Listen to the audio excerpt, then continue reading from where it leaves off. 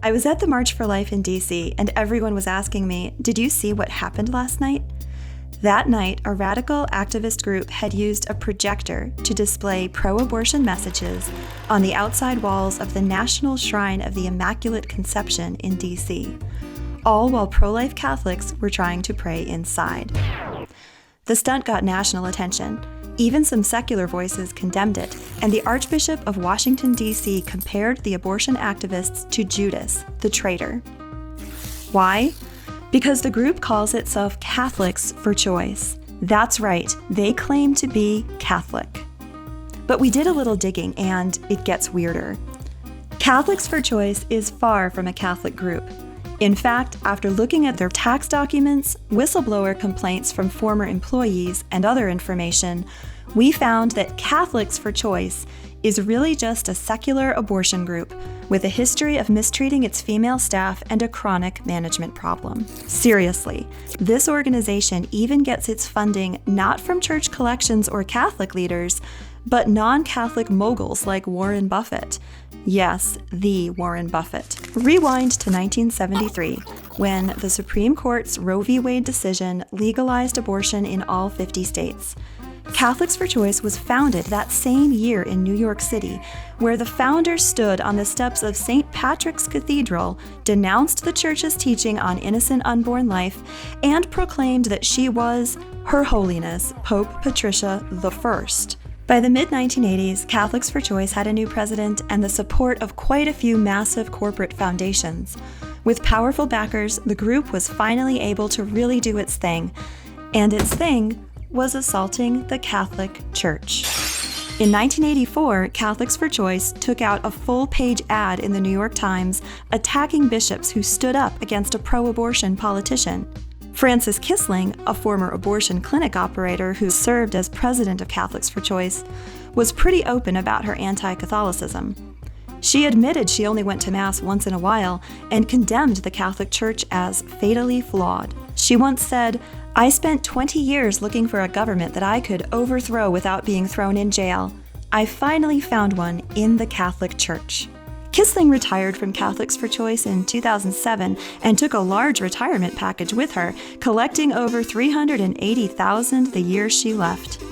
John OBrien was next up to bat. An Irish Catholic by background, the new president of Catholics for Choice referred to God as she. But according to a number of anonymous female whistleblowers, that's about as far as O'Brien's feminism went.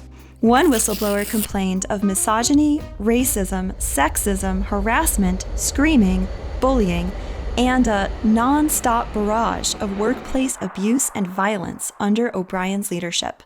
She also complained that the organization was unsupportive of working mothers on staff. Catholics for Choice offered only 6 weeks of paid leave to new mothers, well below the norm for companies of its size. On top of that, another whistleblower complained that it was near impossible to use any paid time off and highly looked down upon. In December of 2019, O'Brien left the organization in shambles. Revenue had plummeted from $5.9 million to $1.8 million when he left. That's literally millions of dollars. In 2020, the board of Catholics for Choice hired Jamie Manson as their new president, a lesbian freelance blogger.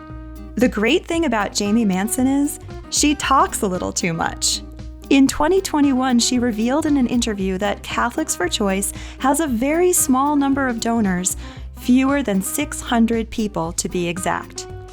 It amounted to an admission that the organization is overwhelmingly funded not by ordinary people making small gifts, but by massive donors.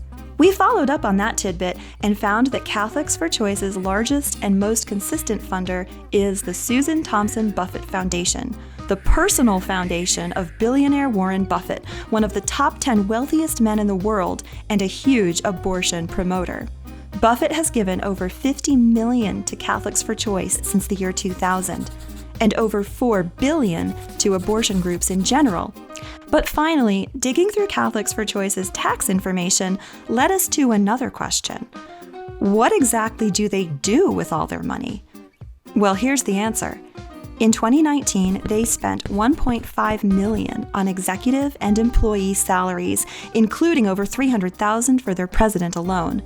They spent another $1.5 million on things like rent, office supplies, and travel. This means that Catholics for Choice spent 91% of its money on themselves. Fast forward to this year. As I said, the stunt with the projector at the Basilica was just about universally condemned, even by the most liberal Catholic leaders. But the inappropriateness was lost on Catholics for Choice leaders like John Becker, the group's press secretary.